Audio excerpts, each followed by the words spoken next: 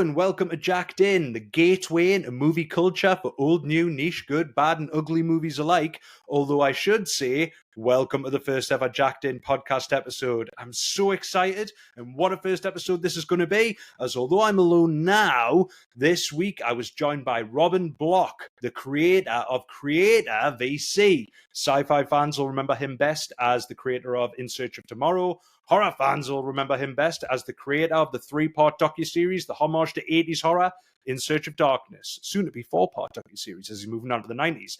And he's joining us today to talk about his new project, The Thing Expanded. So John Carpenter fans everywhere, widen your ears. Rather than do the man any more of a disservice, I'm going to let him take his introduction from here. Past Robin, take it away. Yeah, thanks a lot, and thanks for having me on the show.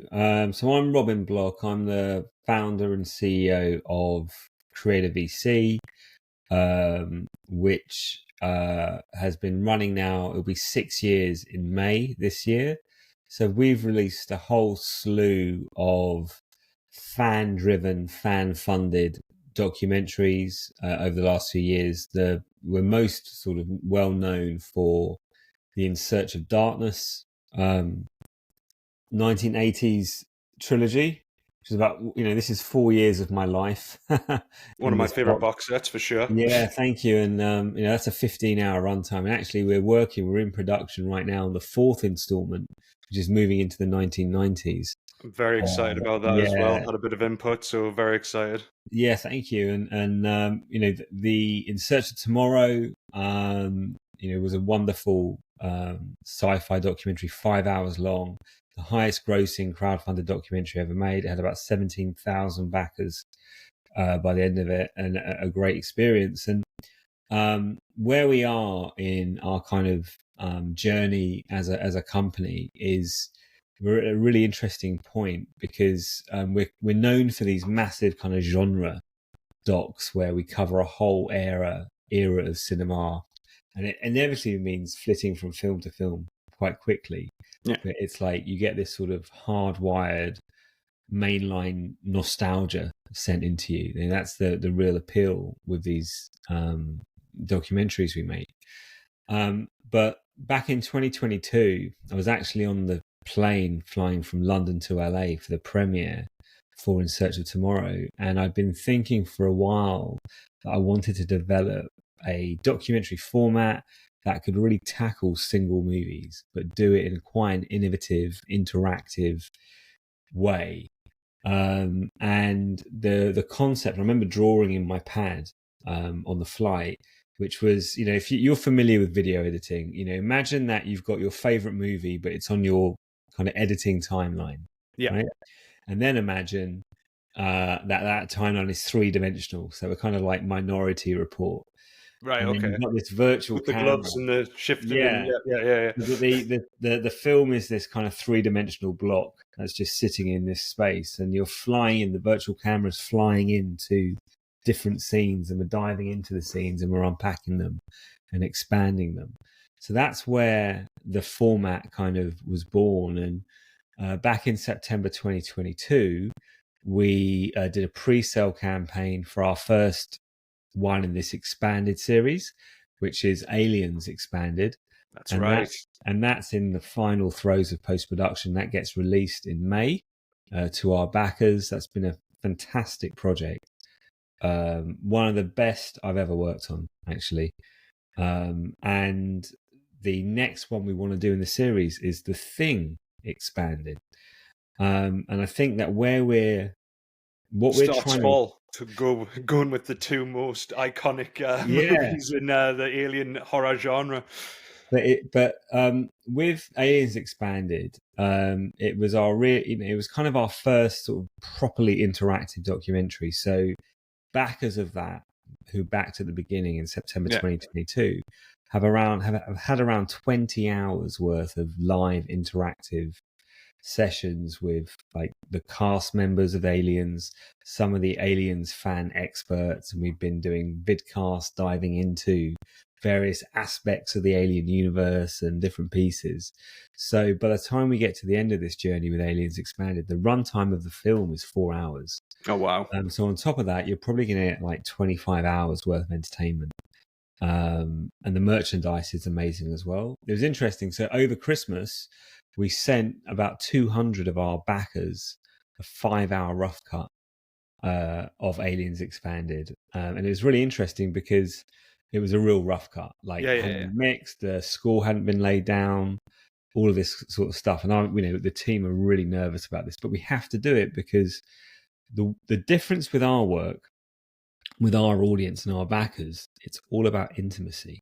So, for sure, and that definitely comes across in your previous work as yeah, well. thank you. And I think our mission is to create premium entertainment, but for a niche audience. Yeah. So I don't think about Netflix. I don't even care about Shudder. Right, Shudder are amazing, but they've got 1 million subscribers. I don't care. It's too many people to focus on. I care about the 10 or 15,000 people that support a project, and that allows us to get very granular and really speak to that audience. But Aliens Expanded came back with some of the best ratings we've ever had for a film we've done at that stage, and it's much tighter now. So I'm looking at the sections that are coming through that are being scored.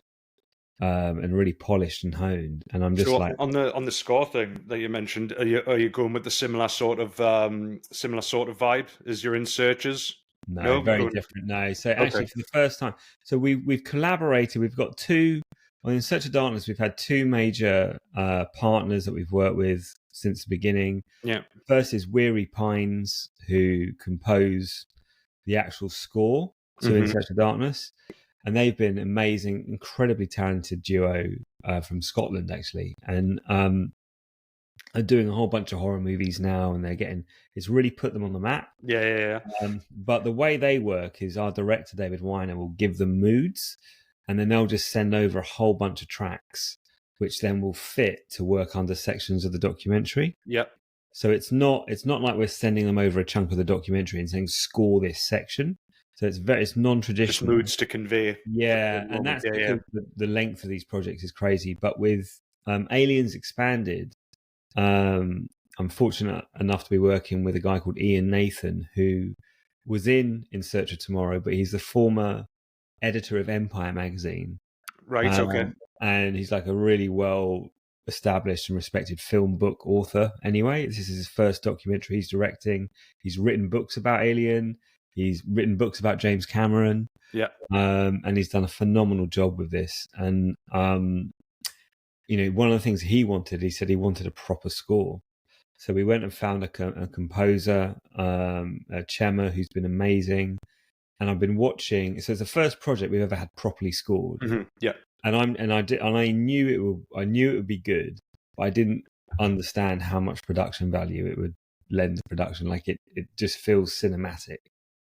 And it's very exciting. So that comes out in May, but I've learned so much from that process that I'm excited to start work on The Thing Expanded. And that's kind of why I'm here. And it's really kind of, I feel very vulnerable at the moment because ideas are at their most vulnerable when they're embryonic, right? And they are embryonic. So we've never taken a project and gone out and done podcasts this early on. We don't even have a landing page. All I've got is a Google form. But it might be interesting for your listeners to understand how we develop these big projects, because we work kind of 6 to 8 months out from even doing an initial pre-sale campaign. So all of our projects now, they have to go through this, what we call a validation. And because so much investment and so much resource goes into doing one of our films, we need to be very confident that there's enough demand, there's a big enough fan base, our value proposition is going to sync with what the fan base wants to join up with. It takes a long time. So our year this year is packed. So next week, from the date of this recording, February 8th, next week, we're launching a 5-part series about horror gaming called Terabytes. Right. Yes, I did hear about that. Right. So that launches. And then after that, in April, we've got our final sale for Aliens Expanded. And then in October this year, we've got our final sale for In Search of Darkness 90 to 94, which comes out at the end of the year. Yeah. So I've got this window from May, June, July, where I can absolutely focus and the team can focus on the thing expanded, with May, June being the time to sort of really kick into gear. And then July being the month where we want to run a 25-day pre-sale campaign, which is basically a crowdfunding campaign. So that's 6 months away. And so, or 7 months away, or 6 months now, we're in February. Yeah. So now is the groundwork. So my job is to reach out to fans of the thing and say to them, look, we want to make this amazing project for you. We want to create an interactive documentary, which is, and they say, what's the interactive part? Well, the whole thing's an experience. So, we want you to be part of this journey with us from the moment you sign on to it all the way until you get your kind of merchandise in the post at the end. And the way we do that is we have tons of events. We want to get the world's greatest experts on the thing, remaining cast and crew members all on board to do live Q&As with our backers. We want to create a digital experience that allows more voices to be part of this project that we can't fit into the documentary itself. And we want it to be like a year-long deep dive and celebration of this movie. And I'm thinking really big picture here. So this is like the 5th or 6th podcast that I've done in the last week, where I'm just going on, and each conversation I have, I'm a real believer that you can speak things into existence. Right. And it's true. And it's like, when I started In Search of Darkness, it was an idea on a pad, on my writing pad. July 14th, 2018, I came up with the name In Search of Darkness and started writing down my wish list of contributors. For sure. And in October 2019, I was at a Hollywood premiere of this project with a packed 600-seater cinema on stage with like all these 80s horror legends in Hollywood. Like full red carpet, queue around the block, all of that kind of stuff. So this process is actually how these things come together. So you put an idea out there, and it's like the bat signal. So it's like Lion-O in Thundercat. Everyone's like, whoa, like it's sort of, everyone can see the sort of thing coming out. And I've been getting all the Return signal to shine on that wall now, and the epic stand up and look out the window sort of thing. The Keaton. You put an idea out. So my job is to develop projects where people like have to be part of it, right? And so over the last couple of weeks, I've had tons of people email me, great people, talented people. I put out a post saying, if you want to learn about this project and you've got a podcast, we're trying to get the word out, contact me. You contacted me, So there's something about all you had to say was the thing. The thing. That had me hooked straight away, and then expanded. And it's like, even if you said, do you just want to talk about the thing? It's like, yep, straight away. There's that interest there. There's that hunger. Like, I was going to say 20 years on, but it's like 40 years. It's 40 years on. Like, my God, I'm a 90s child, so I always think the 80s was only 20 years ago. But 40 years on, people are still talking about it. So the hunger's there. So for me in my position, we're, by the end of this weekend, we'll have at least 500 people that have signed up to that survey. Wow. Right. And we've done no real promotion. We have around 80,000 backers in our email list. Yeah. Majority of them being horror. We're not even going to email them until May. Okay. Because we've got other projects coming out. So this is like, even for us, this is under the radar.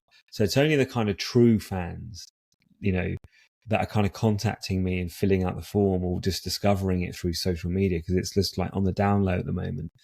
And I've got such a clear vision of how I want our audience to feel. Yeah. So The Thing is an incredible film. Everybody knows that. It's got so much depth. But I've got a theory about our favourite films, right? So how old were you when you first watched The Thing? I was way too young. That's the best time, by the way. It was way too young. And funnily enough, the way I saw it, it was on VHS, and it wasn't even so the very famous Thing cover. Here we go. But that wasn't the cover that I had. It was a VHS cover, but it was like a really grainy picture of the face of the Thing that bursts out the chest, and it was sort of like a side. Yeah, I know the one. It was the cover was all black, and straight away I saw the 18 certificate, I was like, okay, so this is something I'm not supposed to watch. But then it just had this like it was like a warped. It wasn't a good picture, but it looked so like fucked up. Basically, that I was like, I need to see this, and I want to say 6. I want to say I was 6, but it was the video that generally made me. There was the covers that generally made me want to see things, but the simplistic title, The Thing. Yeah. So to answer your question, 6. I was about the same age. I remember my mum watching it. My mum didn't understand ratings. So for my 10th birthday, the movies we rented out were RoboCop and Night of the Living Dead.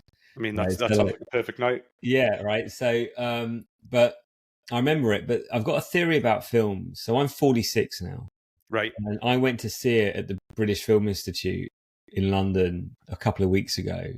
Beautiful cinema, packed on a Saturday night, packed. There are people with 4K presentation, huge screen. There are people in that screening that had never seen it before that were reacting to what they were seeing. Yeah. Hear the shrieks. And I was like, this is amazing that a film that old still has that impact. So the thing with movies that we really love is we get introduced to them at different times in our lives. And I've got a theory which is, goes along the famous saying that the same man doesn't step in the same river twice.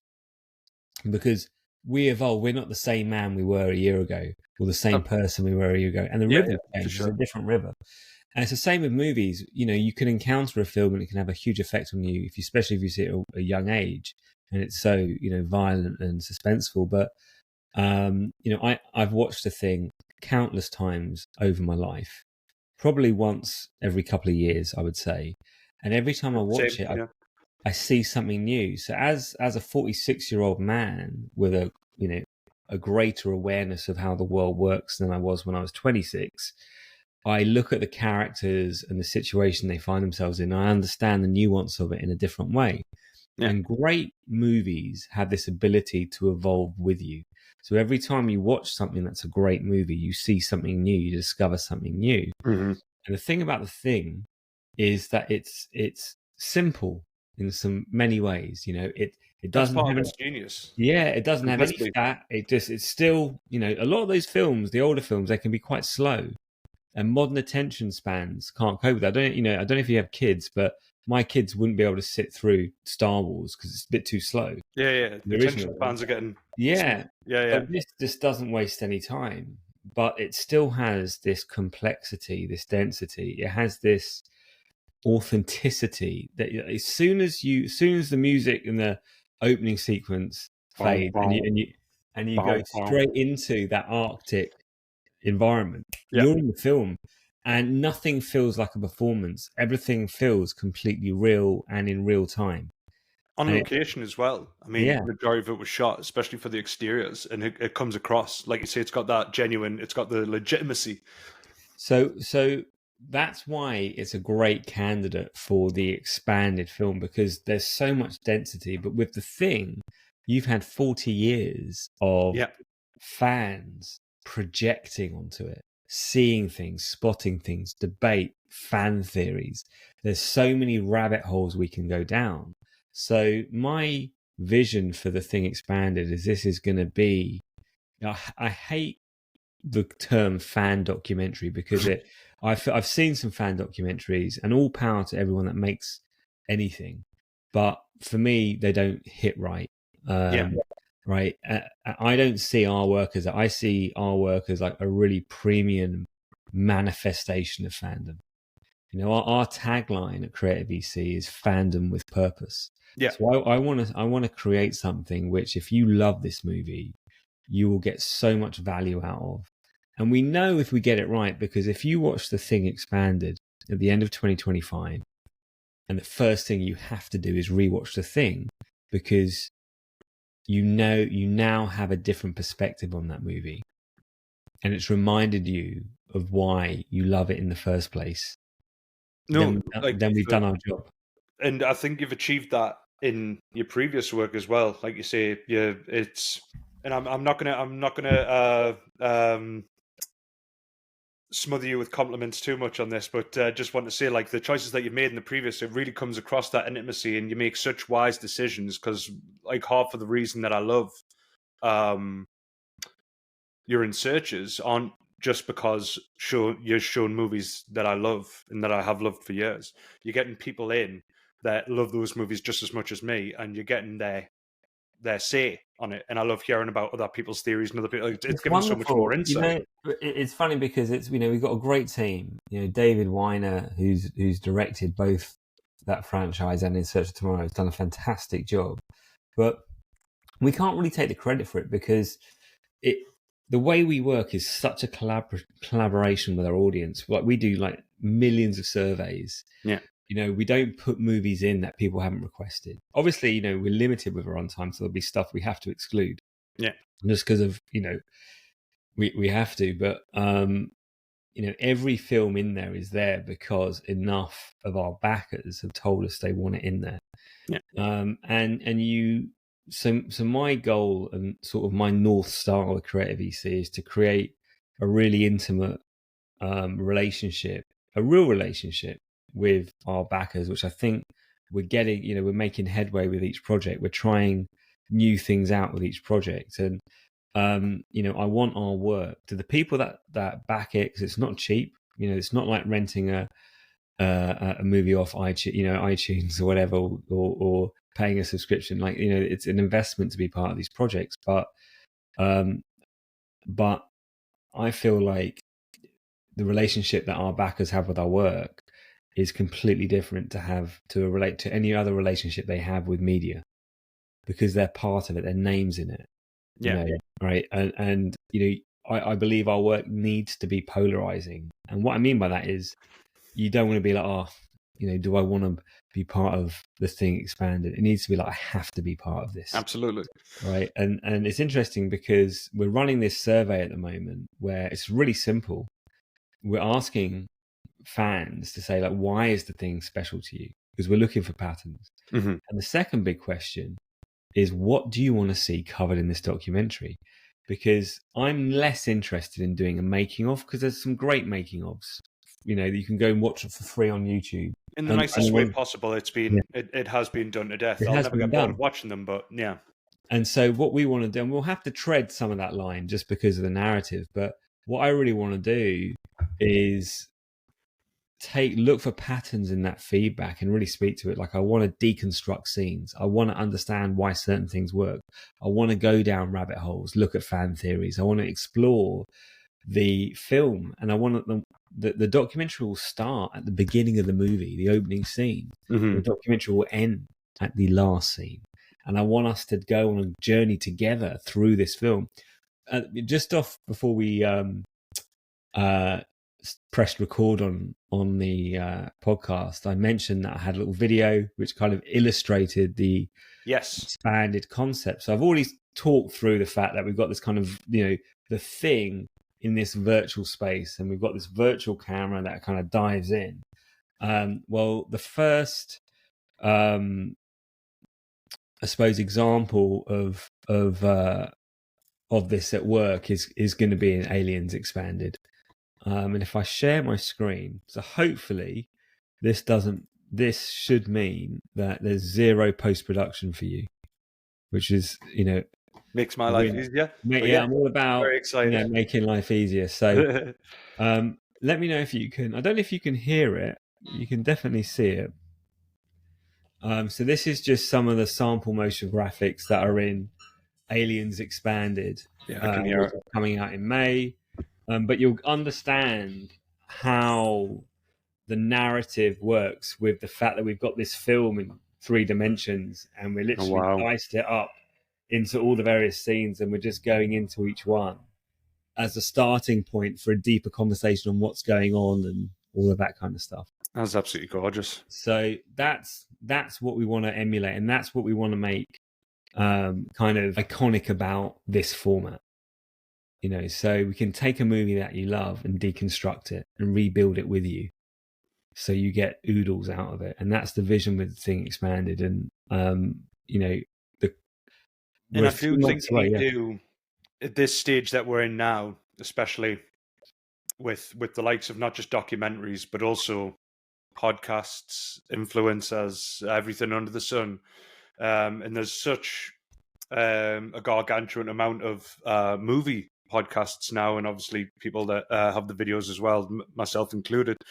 And they're talking about movies so much, but they run the risk of being samey, that you need some sort of niche. But what you're doing here isn't just a niche; it's bringing something like new completely. You know? I hope so. I mean, it's funny because these conversations, like everyone I've met, has been like really charismatic, really into the film, look great on camera, and I'm like, well, we can't put. I want Quentin Tarantino in this movie. I want John Carpenter. I want Rob Bottin in this film. Like, I want an all-star Hollywood cast on The Thing Expanded. I want it to be like. My goal is to create a project and an experience for backers where if you're a fan of the thing, you have to be part of it. Like it's going to be a no-brainer, and that means we can't have people in there that the audience doesn't necessarily know. Yeah. But there's so much value, I believe, with people like yourself who their hobby now is building their own media platforms. Yeah. And getting their voice out because they have to. It's a self-expression and it's entertaining as well. So that's why for the first time with The Thing Expanded, which we didn't do for Aliens Expanded, is I want to create a whole digital element to what we're doing. One of the things that is under the radar that we did is we built our own, and I'll give you a promo code for this after the call where you can access it for free. But we have, and I'll share my screen again. We have something called, if you go to insearchofdarkness.com, we had like something like 150 hours worth of material, and the runtime of In Search of Darkness is 15 hours. So we re-edited everything and put all the unseen material up on this website called In Search of Darkness Unlimited. And there's 40 hours of material on here. What I want to do is I want to build an extension to this for The Thing Expanded, which will host all of the kind of, I would say, elevated fans, which you would be one. Yeah. And you can see it's got like, everyone in it, and it's a lot, I'm really happy with it. But I believe there's value in capturing that insight, because when you buy into The Thing Expanded, I want you to feel like you're buying into a real vibrant, alive community. Yeah. And if I can bring the fan community together around this, we can create something like that we're going to treasure. And I think that's definitely something that's something that you've well and truly achieved in the past. You say we're bringing, and I keep mentioning it just because it's so mentionable. What you achieved with your previous documentaries, you brought together communities that thought they were the only ones that grew up with these movies. Some of them were more niche than others, and certainly The Thing is more popular in the cult following, but still. I'll go to a house party, and if I find someone that like is a huge fan of The Thing, I can speak to that person for hours. It's a weird thing, because it's like an unsaid. I'll tell you a couple of insights. So we've only had, I think it's like 480 survey responses. And if you're listening to this and you love The Thing, please fill out the survey, because that's how we'll get better. And I'll talk about the process we're going to go on in the next few months in a second. But you see the demographic, it's like 80% men over the age of 36, right? And it's like, I mean, it's a bit predictable, but it's interesting because there's something about the connection with that movie where if you know that someone loves The Thing and you love The Thing, you kind of know you're going to be cool with each other. Yeah, for sure. Right. And so I'm having these conversations. And I would love it if some lady podcasters, but it's all men. I don't mind, but like it's sort of, but it brings out, there's something in this movie, and I don't know what it is. I think there's the film itself, but there's the story of the film, the fact that it took 15 years to find its audience, the fact that it flopped, the fact that it derailed John Carpenter's career for so long. I think it speaks to us it speaks to us about failure, and it speaks to us about retribution, and it speaks to us about art, and the work we do doesn't have to land every time. Like, if it's greatness, it will be discovered and remembered. Yeah, I think it was. It's on topic, but at the same time, it's a bit off track. It was the same when Edgar Wright, Scott Pilgrim fell through.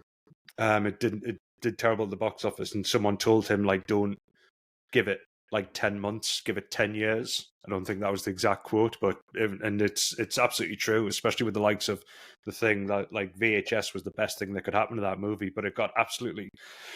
It's hard to think how, because it changed so many things at the time, like, that hadn't been done before. It's so weird looking back. It broke so much ground. To look back now, it's weird that it wasn't received. Like, even as an innovative, like, something different, it wasn't even received like that. It was just bashed. But everything was ahead of it. I mean, the poster art was ahead of its time. Yeah. Like, the poster art doesn't speak to what, I mean, it does speak to what the movie is, but if you didn't know anything, you'd be like, what's this? Like, it doesn't, it's sort of, we've got, someone sent me, who does all this archiving work, he sent me a whole massive Dropbox folder, a guy called Ross, of all the newspaper articles and cuttings and ads from when The Thing came out. Right. And it's just like, I don't think it was well marketed.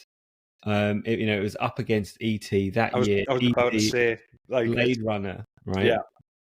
And you start to look into the socio-political context and the allegory with AIDS. It was coming back to the AIDS crisis. Like, it's sort of, there was a lot, it was Reaganomics. Like, it's sort of, there's a lot of reasons why people wanted to flock to E.T. and see a positive alien story versus this sort of bleak, really bleak, this completely un-Hollywood ending, this ambiguous, the hero doesn't make it, or we don't know what happened. Like, it's just, but some things, some timing is so important. We got lucky. We got really lucky with In Search of Darkness. When I started working on that, the inspiration was that I just found myself going back online, just looking at VHS cover archives for hours, and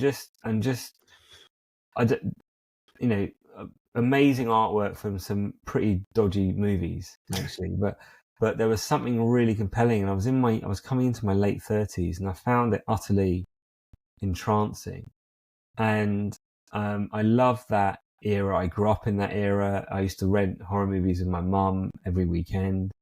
I was the exact same. Yeah, it was the video covers. So we had obviously the Blockbuster. Yeah. But then we had that video shop that I used to go to that sold horror, like, movies that you'd never heard of, and that was the one I went to more. And I was always, you'd like walking down the aisle, and I would literally look for the most, for lack of a better, the most fucked up cover. I'd be like, I want to see that sort of thing. 100%, and it's I think there's a generation that can relate to it. And when I started working, there's the work that I'm doing on The Thing Expanded, which is early, is really reminiscent of when I started working on In Search of Darkness, because I knew early on people were into it, because people were writing to me every day. I was getting emails every day, people wanting to collaborate, to get involved. And we kind of just took that from a little idea to, one of the most successful independent factual entertainment franchises ever. Yeah. Right. And it's different now because we're a bit more established, but my goal with this project and with this fandom, honestly, number one is to have the most fun. Right. Yeah. So this conversation on a Friday night, we're both in the UK. This isn't work. This is fun. I'm grateful. Absolutely. I'm having a blast having a chat about this. And like, it just builds the energy. It builds momentum. And I want to have the most fun with this project, but I also want to outdo everything else we've ever done. We've got such an incredible team. And you've done so much that is very ambitious, but I'm very excited. But there's things we're understanding, and there's things we're learning. And I feel like if we can really, 80s horror is disparate. There's all sorts of people that love all sorts of films for different reasons. and we come in and do this big grand overview that lasts forever. Right? And people have had tattoos of the artwork. People put it on the background. People put it on. We get letters or emails from people saying they put it on the background when they feel anxious. Yeah. Or when they can't sleep, and it's almost like a nostalgic comforter. It's got that rewatchability for sure. Yeah, and it's like that isn't, that I wish I could tell you that's what we were trying to. We did those were unintended consequences, and subsequently with the sequels, we switched on to the fact that people used it as a kind of watch list to find out about movies they hadn't heard of. And that's funnily enough, that's exactly what I did. I was just like, like I thought I knew my stuff. Basically, I was like, haven't heard of that one. So straight away, but like I even enjoyed that. I enjoyed the process of making a list. Yeah, so that's why since In Search of Darkness 2, the booklets that come with the Blu-rays all have a watch list. Yeah. And if you go to 80s Horror, if you go to any of our social media at 80s Horror Doc and you click on the Linktree link in the profile, you can download a free PDF which has the watch list for all 3 editions. I've seen that. Yeah. Right, and people print it, and we've got to print the safe version as well, so like you can print it out and just tick off what you've watched and what you've missed. And for I think it was a part 3, we actually had a VHS style credit card. So you can actually have a credit, which gives you some discounts and stuff on other horror nets. But like that, like people can literally have their horror card. I think maybe we'll try and give some sort of prize away next time for someone that completes, the whole. If they've watched everything in the trilogy, they must. There has to be something, because I mean, it's an achievement. It's like 3 documentaries in, and I'm still working through the list of those that I haven't seen. But it's been a bunch of fun, and I want to have. There's an advantage to focusing on a single fandom, because we will touch on the game, the prequel, the modern prequel. Yeah. We'll touch on various from the original story as well. We'll touch on these things, but we're not going to go massively into the Thing universe. Our focus is to really deconstruct this movie. This particular, okay. Right, and so to double down on that, and to, for some people, remind them, for some people, show them why this is genius, like what's going into this. And I think it's like you would always be able to bring it back to John Carpenter's The Thing, like you say, by mentioning the prequels and by mentioning the original, you can touch on, there's a reason why they didn't work, and it's because of, and then go back to obviously I think it's a generational thing. So my dad kind of was born in the 50s, and he loves The Thing from Outer Space, and we'll watch that together, and I enjoy it. Right, it's a great film, right? But I love The Thing 1982. When the 2011 or the 2012 prequel came out, obviously for a whole bunch, and I want to talk to the director of that. I want him to be in this project. Yeah, okay. Because he it didn't work out for him either. I don't think it's a terrible film. It's not without its strengths. Yeah, it's got a lot to love about that movie. Yeah, there's a lot going on there, and I haven't done this yet, and I must do it. But I want to do a back-to-back screening of the prequel first, followed by The Thing, because those scenes cross over. One of the the original, and yeah. So to do that, and experience it that way, but the plan for us moving forward is I really want to get the word out that people follow Thing Expanded on social media, and more importantly, sign up to the survey. It's free, and tell us anything you want to tell us. It's a very short survey. You've done it.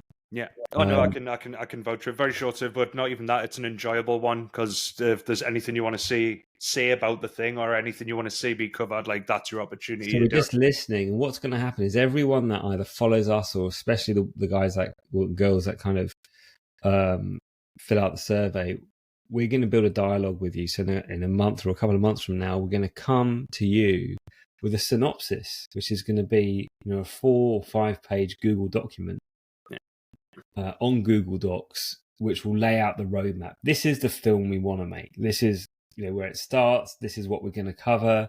We've listened to you. This is kind of what you've said. We're looking for patterns. We did this with Aliens Expanded, and we left the comments on the Google Doc, and it was hilarious because people were getting into arguments on the Google Doc.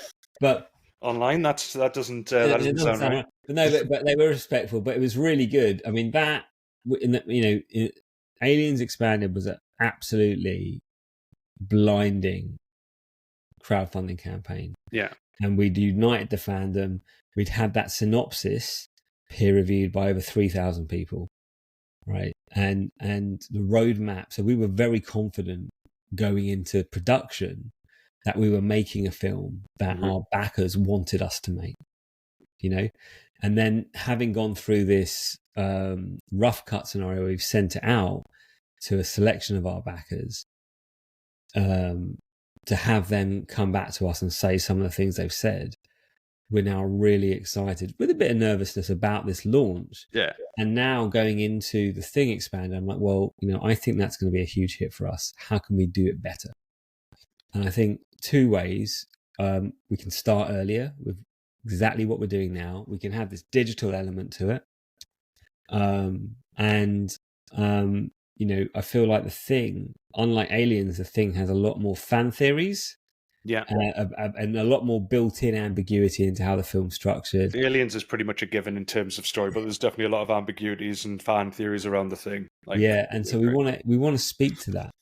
And for me, the white whale, because we've got Carpenter in Search of Darkness, and I interviewed personally Keith David, and we've got that the Thing segment, which is on the social media. If you go to the Instagram, Thing Expanded is pinned. You can watch it. It's like 3.5 minutes. Right. Okay. But we've got 3 hours worth of interview content from those guys that couldn't go into the film. But my white whale on this, and I think I have to caveat this by saying if anyone wants to be private, you have to respect that. But my white whale is Rob Bottin.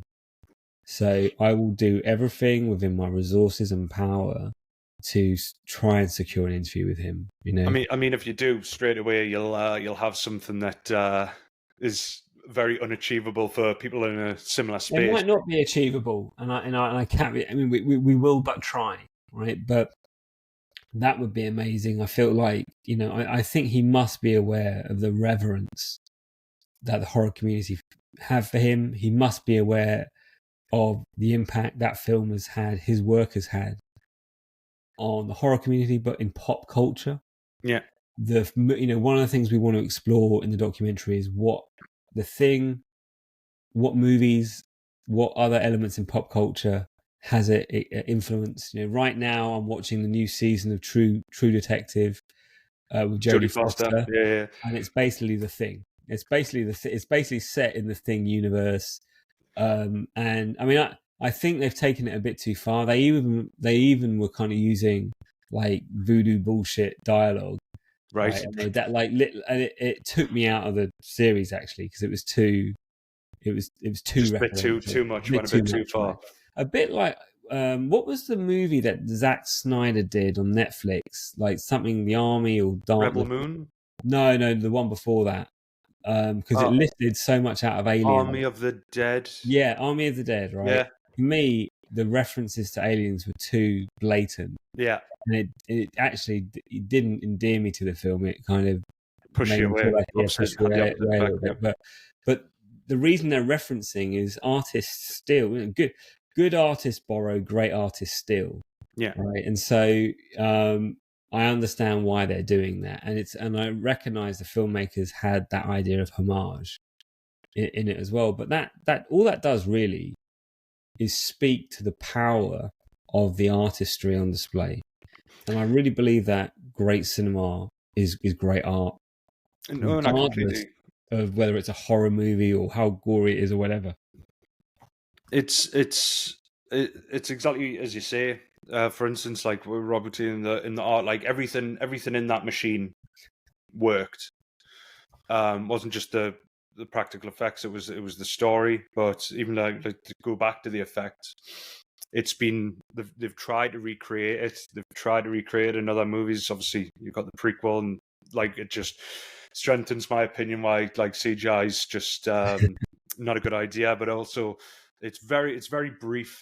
But I even saw in It Part 2, there's a homage to the head with Spider-Man. Yeah, you see it everywhere. I didn't enjoy it Like other people were like, oh, like some people were like, oh, like The Thing, and I'm like, oh, it doesn't look as good. It doesn't look as good. So it had the opposite effect on me. But it's funny how homages or nods can sometimes have the opposite effect. I'm really grateful for this opportunity to come in and chat to you, and to kind of, I suppose, wrap things up. If I would really like it if your audience would look at this survey, if The Thing is an important film for them, as it is for you, because you reached out to me. Most definitely, it's this kind of bat signal thing, where people are they're drawn to this movie, and and this project really needs your insights. Yeah, I mean, you've heard it here. Like, if there was a documentary that celebrated fans like no other, like this is certainly the person to make it. It's been shown in his previous work, so like a massive cry, a massive shout out to all fans of The Thing, whatever your background, all shapes and sizes. Reach out to Robin here, and or the Thing expanded, and let your voice be heard for what you guys want to see. Absolutely. Wonderful. Well, look, thank you so much for having me on. And when we get closer to when we're in production, maybe we can have a chat again. But I really appreciate your time, and thanks for helping us get the word out. Unfortunately, Robin had to go before we were able to ask him the crucial questions we will be asking every Jacked In guest, and that is, what is your favorite horror movie of all time, and what is your favorite movie of all time? Thankfully, we reached out to Robin after the fact, and he had this to say. So my favourite horror movie of all time has to be The Thing. It's one of the first horror movies I ever watched when I was way too young to watch horror movies. I must have seen this movie hundreds of times over the last 30 years or so. And every time I watch it, I see something new. And that's why it's my favourite horror movie. It's also the first horror movie that Creative VC is going to be doing a deep dive documentary on. So very excited about that. And I mean, I could say so much about this movie, but we've already talked about it. But it is my favourite. And I think it always will be my favourite for a whole bunch of reasons. But if I could just pick one, it would be just the performances. That whole environment feels real. You never feel like you're watching acting. You feel like you're watching something actually happen in real time, and that's why this movie's amazing. Now, two of my favourite movies, I've picked two because I can't really pick one. The first is Alex Cox's Repo Man, which if you haven't seen it, you must search it out. It's the perfect encapsulation of kind of 80s post-punk attitude, amazing dialogue, and it's got my favourite actor of all time, Harry Dean Stanton, in one of his career best performances. And I absolutely love this movie, and it just, whenever I watch it, it just makes me feel super cool, and that's why I love it. And my other favourite movie of all time is Donnie Darko. This is a very special film to me. I've watched it. It's probably one of my most watched movies. Every time I watch it, I see something new. I actually have the kind of script in my bookshelf as well. It's also the first movie my wife and I ever watched together. Very special movie to me. And if you haven't seen Donnie Darko, you must. It's just one of those perfect movies. I think it's just one of those things that just everything happened at the right time. So huge recommendation for Donnie Darko. Thank you so much once again from Jacked In, Robin Block. Oh my God, how amazing does this project sound? You've got to be fucking kidding me, right? But John Carpenter fans everywhere, Thing fans especially, keep your eyes peeled for all the relevant links as to how you can get involved in this project. We'll be posting it on all our platforms. Finally, if you're a movie maniac or a film fanatic, or you mix with people in those circles, pay us a visit at jackedinmovies.com. You can also find us on our socials, Instagram _, Twitter or X _, YouTube _, Facebook JackedInOfficial, TikTok Jacked In, nice and simple. If you're not into movies, it's probably not for you. A, B, see you later. Well, it's the all-new sensational gateway into movie culture with articles, reviews, recommendations, and weekly video shoutouts to old, new, niche, good, bad, and ugly movies alike. Head on over now to jackedinmovies.com and get yourself jacked in.